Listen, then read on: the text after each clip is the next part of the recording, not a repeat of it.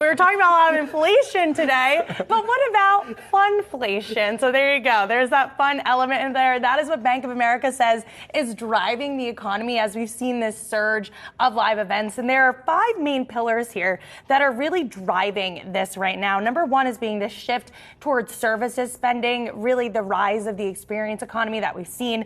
Number 2, we have a healthier pricing power going on now.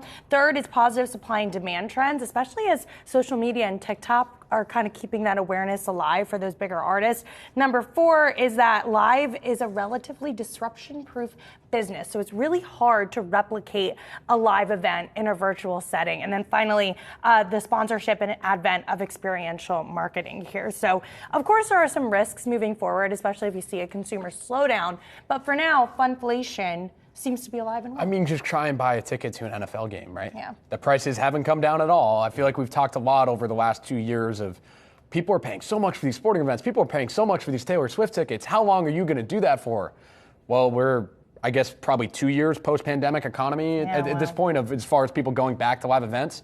I haven't found anything to be cheaper at all. It seems like we've sort of found a new sustained level of live ticket prices where things are just simply more expensive. If you want to go to MetLife Stadium and watch the Aaron Rodgers-less Jets or Giants team play, Too soon. or Giants team play, too soon? but you're paying at least $200 to get in the stadium on the secondary market. It's impressive. I think that fourth point is huge, right? Live is relatively disruption-proof. It has a big, basically, in economics terms, like a big moat, right? Like you cannot substitute live for watching something on TV, especially for music and concerts. Like you want to be there, and you mentioned the TikTok factor. How much of this is driven by the fact that I want to say that I was there? I want to show that I was at the Taylor Swift concert. Gotta get that original TikTok content, bro. I want to show my sad face when Rodgers blew his Achilles tendon. So these are the things we're talking about, like the effect they were talking about. Like, but I think it's all like this whole like hype, and we want to be there. We want to talk about it. We want to be.